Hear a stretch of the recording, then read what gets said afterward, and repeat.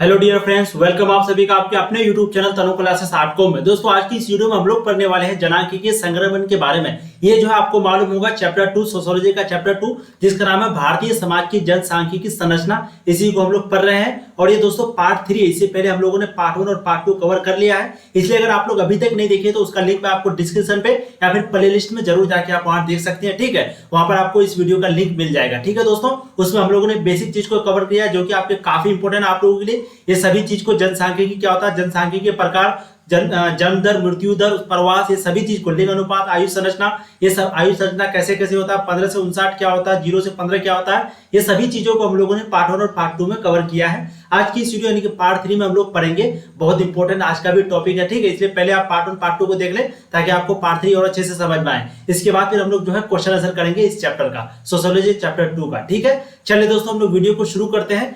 उससे पहले एक छोटी सी रिक्वेस्ट, अगर चैनल पे पहली बार आए दोस्तों चैनल को सब्सक्राइब कर दीजिए, क्योंकि इसी तरह से आपकी कंप्लीट आर्ट्स की तैयारी कराई जाती है इस चैनल पर। अगर आप लोग पहले से जुड़े होंगे तो आपको मालूम होगा। ठीक है। चलिए दोस्तों, आज का टॉपिक जो है मॉल के सिद्धांत की आलोचना, एक काफी इंपॉर्टेंट टॉपिक है आपके एग्जाम के पॉइंट ऑफ व्यू से, इसलिए प्लीज आप लोग देख लीजिएगा। ये जो मॉल का जो सिद्धांत था उसका आलोचना कौन कौन कर रहा था आप लोग देख लीजिएगा। मार्क्सवादी, उदारवादी, ये सभी जो आलोचना करते थे।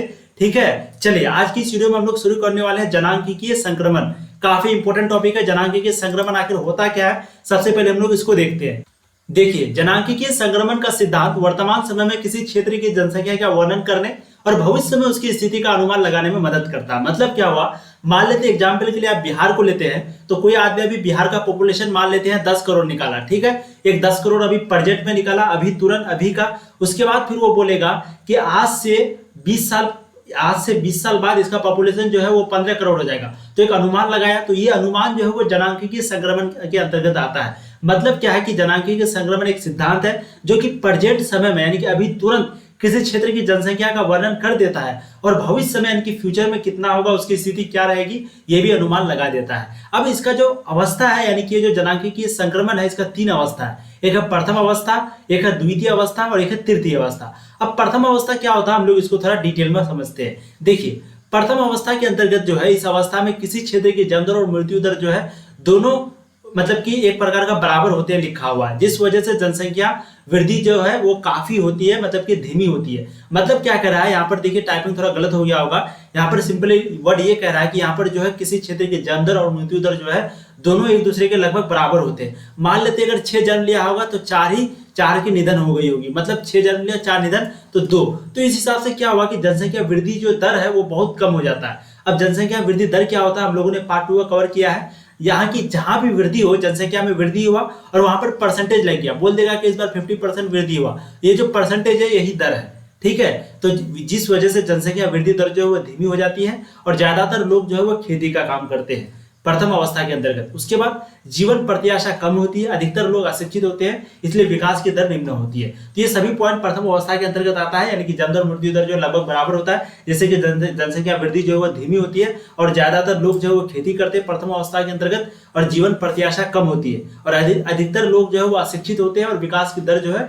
वो निम्न होती है। अब देखेंगे द्वितीय अवस्था को। इस अवस्था के प्रारंभ में उच्च प्रजनन दर होती है। मतलब क्या है कि ये जो अवस्था है शुरू में इसका जो यानी कि प्रारंभ में उच्च प्रजनन दर होती है। क्या है उच्च प्रजनन दर? समय के साथ साथ प्रजनन दर घटती है। तो शुरू में जो है प्रजनन यानी कि पैदा करने की जो क्षमता है वो बहुत ज्यादा होता है द्वितीय अवस्था में, और समय के साथ साथ फिर ये जो है घटने लगता है। और स्वस्थ संबंधी दशाओं में सुधार के कारण मृत्यु दर कम होती है, और जो स्वस्थ संबंधी दशाओं में सुधार के कारण मृत्यु दर जो है वो कम होती है और जनसंख्या वृद्धि दर धनात्मक होती है। तो सभी चीज आपको समझ में आ गया। द्वितीय अवस्था, जनसंख्या वृद्धि दर जो धनात्मक होता है और स्वास्थ्य संबंधी दशाओं में सुधार के कारण मृत्यु दर कम होती है। ठीक है, इस अवस्था के प्रारंभ में उच्च प्रजनन होता है, फिर धीरे धीरे ये जो है घटते रहता है। द्वितीय अवस्था आपका कंप्लीट हो गया। अब देखते हैं तृतीय अवस्था, काफी इंपॉर्टेंट देंगे, ये भी इंपॉर्टेंट पॉइंट है। देखिए, इस अवस्था में यहाँ पर आप लोग ध्यान से देखेंगे, इस अवस्था में जन्म दर और मृत्यु दर दोनों कम होती है। मतलब कि यहाँ पर पैदा लेने वालों की संख्या और मरने वालों की संख्या दोनों कम है। ठीक है, जनसंख्या की वृद्धि दर या तो स्थिर हो जाती है या धीमी रहती है। जनसंख्या शिक्षित होती है और नगरों का विकास हो चुका होता है। शिक्षा एवं तकनीकी ज्ञान ज्यादा होने की वजह से व्यक्ति सोच समझकर परिवार का विकास करता है। जनसंख्या नियंत्रित रहती है।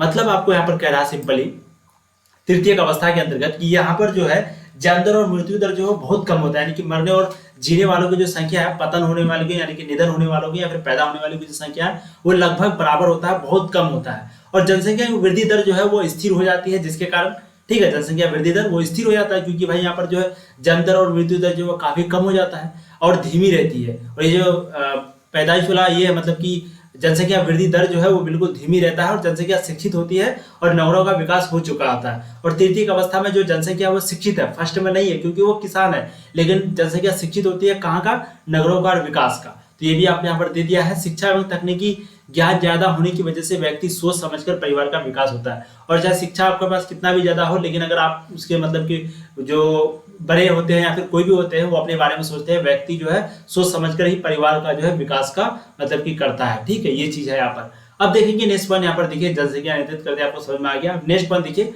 भारत की जनसंख्या नीति, काफी इंपॉर्टेंट पॉइंट है ये। ठीक है, भारत की जनसंख्या नीति जो है बहुत बार पूछा भी गया आपके बोर्ड एग्जाम में। देखिए भारत की जनसंख्या नीति क्या होता है। भारत ने अपनी पहली जनसंख्या नीति का घोषणा 1952 ईस्वी में किया था, यानी कि आजादी के बाद। ठीक है, तो भारत ने पहली जनसंख्या की नीति की घोषणा जो है वो 1952 ईस्वी में की गई थी। उस समय के इसे राष्ट्रपति परिवार नियोजन कार्यक्रम कहा गया था। ठीक है, तो उस समय जो है इसे राष्ट्रीय परिवार नियोजन कार्यक्रम कहा गया था। शुरुआती दौर में इसका मुख्य लक्ष्य लोगों को जागरूक करने, जन्म दर को नियंत्रण में लगा था। ठीक है, तो शुरुआती में जो है इसका मुख्य लक्ष्य दोनों के जागरूक को जन्म दर को नियंत्रित करने में लगा था। ठीक है, अब देखिए तीसरा चौथा पॉइंट, राष्ट्रीय आपातकाल क्या लिखा हुआ, राष्ट्रीय आपातकाल की अवधि ने राष्ट्रीय परिवार नियोजन कार्यक्रम को पूरी तरह से बदल दिया। ठीक है, तो राष्ट्रीय आपातकाल की जो अवधि है ये राष्ट्रीय परिवार नियोजन कार्यक्रम में पूरी तरह से बदल दिया है। अब देखिए next question number point number देख लीजिए, यहाँ पर पॉइंट नंबर नहीं दिया हुआ है। इस दौर में जबरदस्ती लोगों की नसबंदी कराई गई शादी ही साथ जनसंख्या नियंत्रण के अन्य कठोर तरीके अपनाए गए। ठीक है, अब देखिए दूसरा पॉइंट, सभी लोगों ने इसका विरोध किया और आपातकाल के बाद आई सरकार ने, ठीक है, आई सरकार ने क्या लिखा हुआ है, आपातकाल के बाद जो है इसे बदलकर राष्ट्रीय परिवार का कल्याण कार्यक्रम कहा जाने लगेगा। दबावकारी तरीकों को छोड़ दिया गया और सामाजिक एवं प्राकृतिक तरीकों को मतलब कि अपनाया जाने लगा। ठीक है, तो देखिए यहाँ पर जो है ये भारत वाला जो कॉन्सेप्ट है भारत की जनसंख्या नीति, इसको प्लीज आप एक बार और रिवीजन कर लीजिए ताकि आपको और अच्छे समझ में आ जाए ये भारत की जनसंख्या नीति क्या क्या होता है। ठीक है, 1952 ईस्वी में किस तरह होता है, स्थिति आपको याद रखना पड़ेगा ये सब सभी चीज को। ठीक है दोस्तों, तो आज जो है आप देख सकते हैं जैसे कि द एंड यहाँ पर लिखा हुआ आ चुका है। और नेक्स्ट वीडियो में हम लोग क्वेश्चन आंसर करेंगे, ऑब्जेक्टिव, सब्जेक्टिव, लघु, दीर्घ, उसके बाद आपका ऑब्जेक्टिव यानी कि अति लघु सभी तरह का क्वेश्चन होगा। ठीक है, और ये यहीं तक हम लोग इस लेक्चर को मतलब कि बंद करते हैं, ऑफ करते हैं हम लोगों ने। ठीक है, उसके बाद मिलेंगे फिर नेक्स्ट वीडियो में, तब तक के लिए जय हिंद। आप लोग पढ़ाई करते रहिए, ऑल द वेरी बेस्ट।